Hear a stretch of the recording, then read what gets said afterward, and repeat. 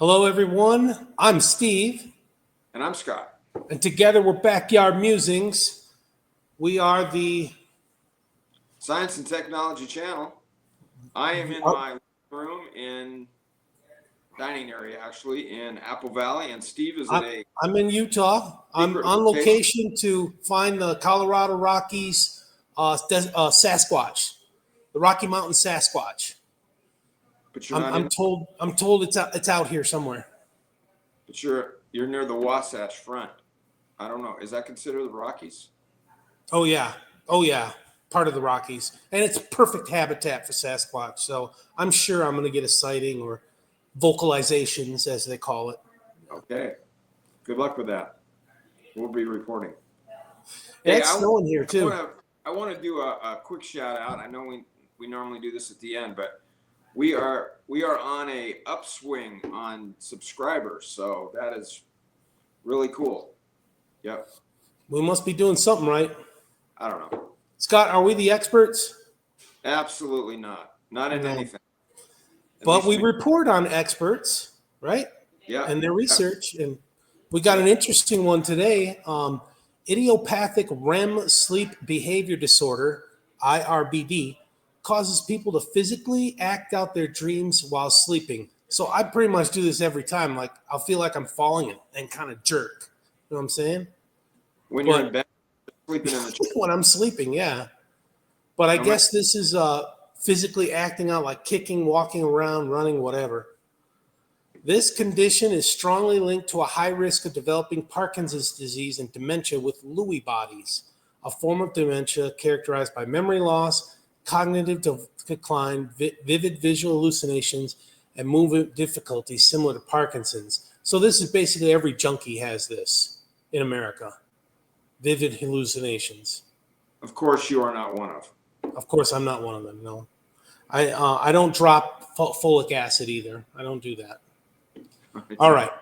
A recent study suggests that a simple blood test could help predict the onset of dementia years before symptoms appear in individuals with a specific sleep disorder. This study, published in the journal Brain, I'm not making that up. The journal Brain also suggests the early stages of Parkinson's and Alzheimer's have more in common than previously thought. Would you like to know more? Researchers at McGill University have found that a blood test initially designed to detect Alzheimer's disease may also help identify iRBD patients who are most likely to develop dementia with Lewy bodies. The test works by analyzing two proteins in the blood that serve as biomarkers for Alzheimer's, potentially offering an early warning for those at risk. Researchers followed 150 iRBD patients, testing their blood for the biomarkers and tracking their health annually. Remarkably, the blood test taken 4 years before, predicted dementia in almost 90% of the patients who later developed the disease. That's wow. A pretty high number. Yeah. Pretty high. Wow. Okay. Quote, detecting dementia risk early could have significant implications for how doctors guide patients, helping them plan for the future and potentially allowing for more personalized, effective treatments, said Dr. Ronald Postuma, a professor in McGill's Department of Neurology and a clinical researcher at the Montreal, which is Montreal Neurological Institute Hospital. This is a quote. Our findings suggest that Alzheimer's patients could also be tested Alzheimer's treatments could also be tested in patients with sleep disorder. Perhaps if treatments start early enough, dementia with Lewy bodies can be prevented, said first author Dr. Aline Delva, who was a research fellow at the Neuro during the study. The research team plans to expand the study to confirm how well the test can predict dementia risk in patients with a diagnosed Parkinson's disease, as well as other populations at risk for dementia with Lewy bodies. And this is Lewy, L-E-W-Y, Lewy body. So Lewy body dementia, LBD, is a disease associated with abnormal deposits of a protein called alpha-synuclein in the brain. These deposits, called Lewy bodies, affect chemicals in the brain. These changes, in turn, can lead to problems with thinking, movement, behavior, mood, and other body functions. Diagnosing LBD can be challenging. Early LBD symptoms are often confused with similar symptoms found in other brain diseases like Alzheimer's disease. Some early symptoms of LBD can include changes in mood, vision, sleep, and bowel movements. LBD can occur alone or along with other brain disorders. LBD typically begins at age 50 or older, although sometimes younger people may have it. LBD appears to affect slightly more men than women. LBD is a progressive disease, meaning symptoms can start slowly and worsen over time. That's similar to dementia, right? And also, the disease lasts an average of 5 to 7 years from the time of diagnosis to death, but it can range from 2 to 20 years. Wow, that's a big span. How quickly symptoms develop and change varies greatly from person to person, depending on overall health, age, and severity of symptoms. In the early stages of LBD, sometimes before diagnosis is made, symptoms can be mild and have less impact on daily functioning. As the disease worsens, people with LBD require more and more help with daily activities due to a decline in thinking and movement abilities. In the later stages of the disease, people may depend entirely on others for assistance and care. Some LBD symptoms may respond to treatment, though responses vary. Currently, there is no cure for the disease, which is sad. Research is improving our understanding of LBD, and advances in science may one day lead to better diagnosis, improved care, and new treatments. I mean, we've talked about, obviously we never talked about this, but we've talked about Alzheimer's and dementia. It's brutal. It's not only brutal, maybe not so brutal on the people that are going through it, but definitely brutal on the people that are witnessing it. You know, family members, friends. It's tough. It's really tough. When I found this research and I started reading it, I was thinking, okay, so what's the good news? I mean, there's no cure for this Lewy body dementia or Alzheimer's, but I guess if you know early, then maybe you can do things to get your mind working better, do healthier things, or just quality of life things with your family. I mean, if you can detect it earlier. Yeah, so it's funny you're bringing this up. So I had a conversation with a person that you may or may not know this last weekend, and her mother is suffering from dementia or Alzheimer's, and she still lives with her husband of probably 100 years. I mean, they've been married forever. Great people. I've known them for a long, long time. And I asked this particular lady for some advice on how to converse and act around somebody that is going through this in the beginning stages. She gave me some great insight. Let's hear it. Yeah, let's hear it. Yeah, so, when people, one of the signs is repetitiveness. You know, they're constantly repeating a conversation over and over again.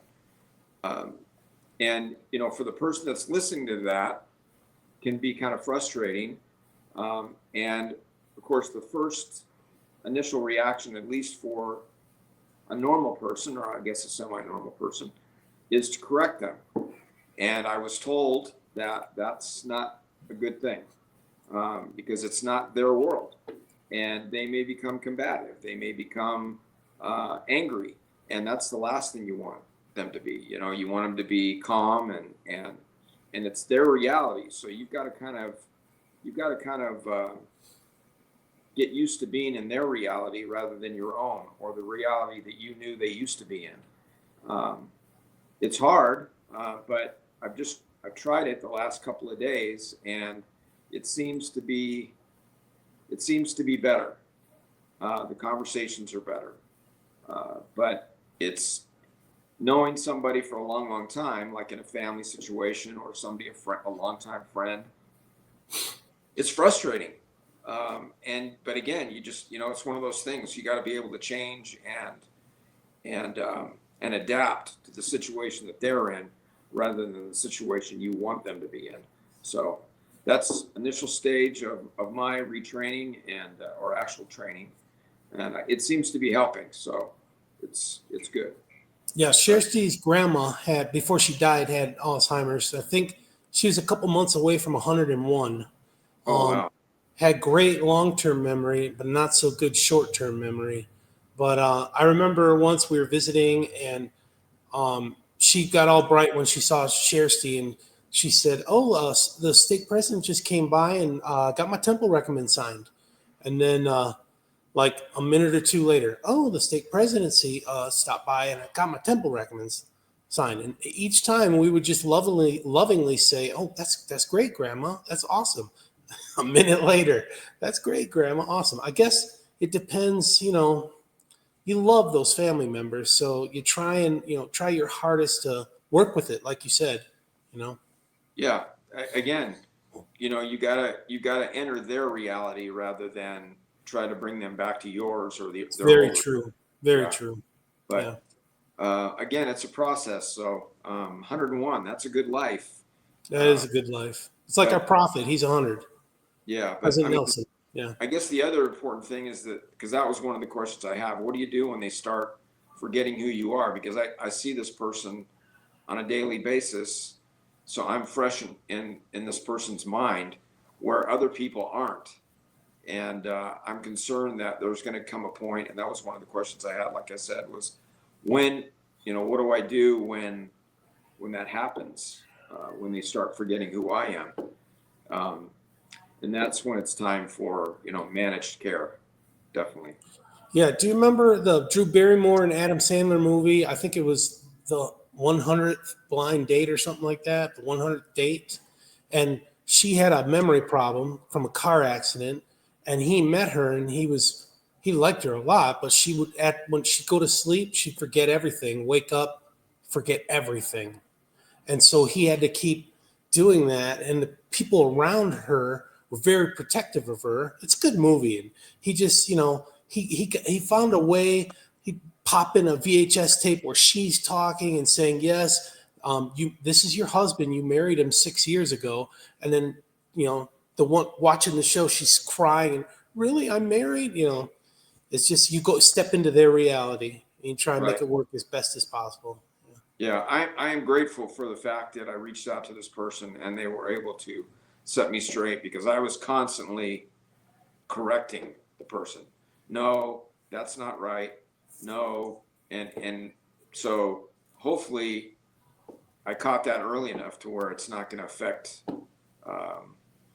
the way we interact. So, but anyway, that's my take on it so far. So take Thanks, care, everybody. everyone. We'll Yeah, see you. great topic. Take care.